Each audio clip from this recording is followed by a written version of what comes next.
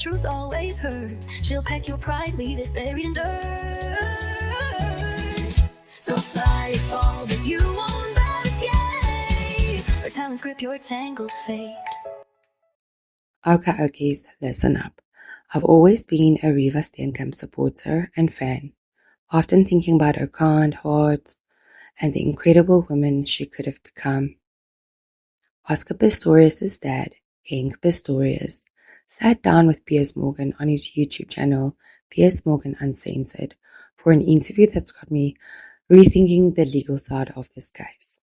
So here we go. Let's dive in. Don't forget to like, subscribe, and hit that notification bell. Your support means the world to me. I just think that he will feel later to walk away after the parole as a person guilty of manslaughter versus a person guilty of murder is two vastly big things. And Oscar is not guilty of murder. If you wish, I can take a minute and give you the facts why it's totally impossible for him to be found guilty of murder.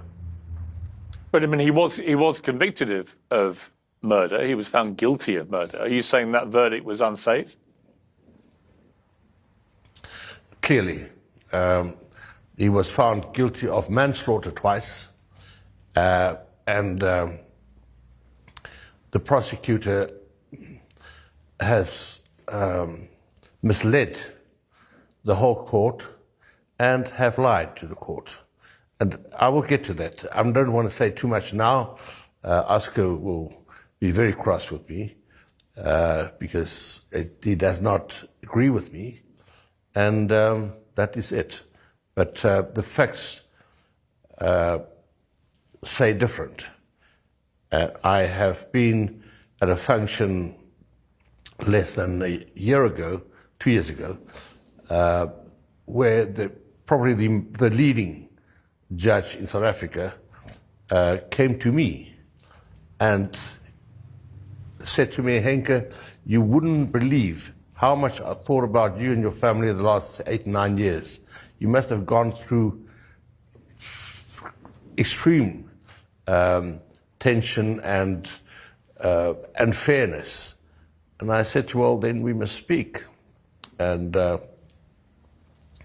we had a discussion. I had a discussion with other judges as well.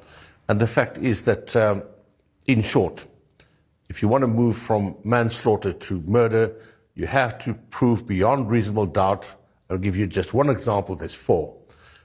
Beyond reasonable doubt that the person who's accused had the intention to kill. Now, if the gun that was received back and as part of the facts of court had 13 rounds left in it, and why do you use only 4 if your intention was to kill? So immediately there's something that you do not know, and that squash anything that's got to do with beyond reasonable doubt. So the gun evidence stands out here. 13 rounds left, yet only 4 were fired. It's a striking detail that makes me wonder why someone with intent to kill would stop at 4. So this directly challenges the beyond a reasonable doubt standard our legal system relies on. And it's hard to ignore how this could weaken the prosecution's case. So I'm keeping it factual, but it's a point that definitely deserves a closer look. But yeah, but I mean, look, hang on a second. If you use four bullets and you kill somebody, why do you need to use any more? Reeva Steenkamp was killed. Well, you clearly do not have the facts. Only 4 bullets were used, but it was through a door in a grouping as big as a brick. Steenkamp's tragic death is in the heart of this case. And the fact that only 4 bullets were used, fired through a door in a tight group the size of a brick, is significant. It suggests the shooting might have been a rushed or a panicked act rather than a calculated murder. So his dad's claim about missing facts aligns with this, and it's a detail that could sway how we all view the court's decision. It's worth examining closely for its implications. Now, the state want to claim, or did claim, that he want to kill someone behind the door, somewhere behind the door. How do you know what does your bullets do when 4 goes through a door below 1 meter? Who tries to kill when you shoot below 1 meter?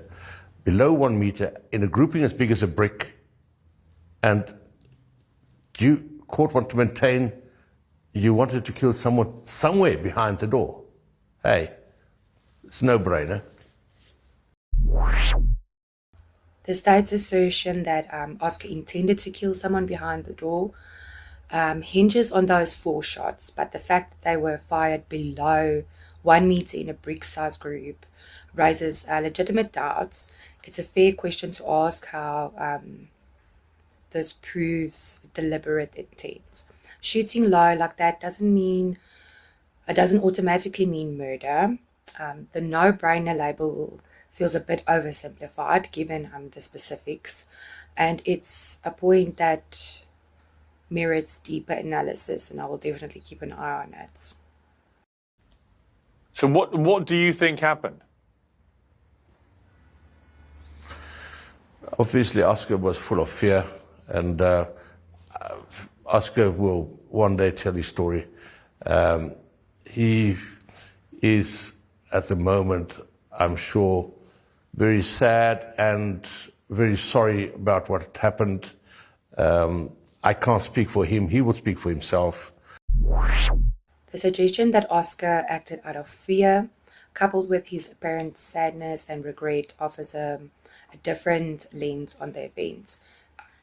It's a plausible scenario that fear drove the shooting, not premeditated murder, and his future testimony could shed light on this. His dad's restraint in not speaking for him keeps it grounded, and I'm interested in how this narrative might evolve. What happened is not what came out of the court, and I am one of hundreds of people that will say that this case will stand as a very negative example of jurisdiction of justice in South Africa. I mean, I can think of some people who will not feel... Well, I can think of some people who won't feel that way, and that's the family of Reeva Steenkamp. Yeah, I can't talk for them, and that is true. That is true. The view that this case sets a negative example for South Africa's justice reflects widespread concern, supported by his dad's mention of hundreds sharing this opinion. Reeva Steenkamp's family likely sees it differently, which is understandable given their loss, and the contrast highlights the case's polarizing nature, a key aspect to consider objectively. But I'm already in trouble with Oscar as I'm sitting here because I said too much. But that is the facts. The facts of the case say that there is no way that you can prove or say, if you force him, and that's what happened. He was forced to just accept that he's guilty and that he's a murderer. The assertion that Oscar was forced to accept the guilt, leading to his broken state and belief in his own guilt, points to potential pressure in the judicial process.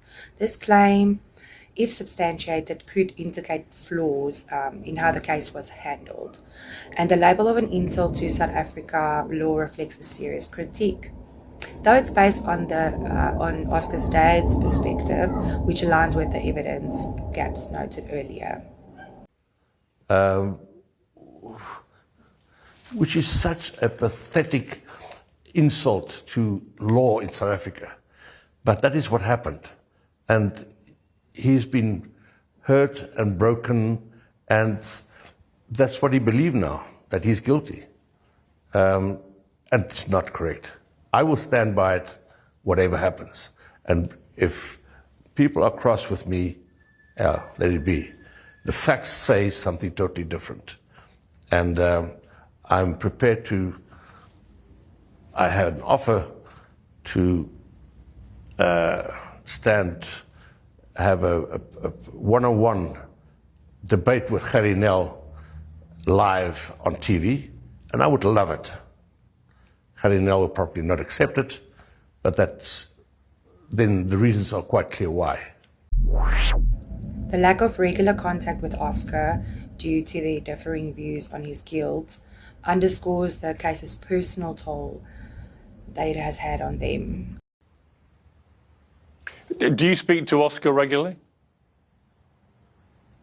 No, we don't, because he knows how I feel, and to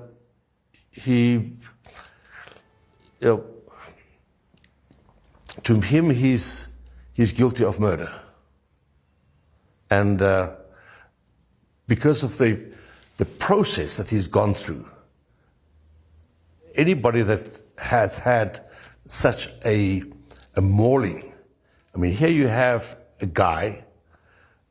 Oscar's just an athlete. He wants to be an athlete, and that's what he had done for 10 years. Here he is faced with a guy called the Bulldog by the press, and he's nothing else but that. And it is so unfair to leave him exposed to a guy like that. I would love to have a one-on-one with Gerrie Nel. A proposed debate with Gerrie Nel could clarify these dynamics, though the refusal hints suggest that there might be tension between the two. The same rules as in the court. I ask the questions, you can just say yes or no. Hey, see if he will accept that, please. When was the last time you spoke to Oscar? Earlier this year. The last conversation with Oscar was earlier this year, and the rift stems from his dad's refusal to accept the murder verdict, which they argue lacks factual support. The case closes with an invitation to Gerrie Nel, suggesting openness to further dialogue, and the evidence gaps remain a central issue in this debate.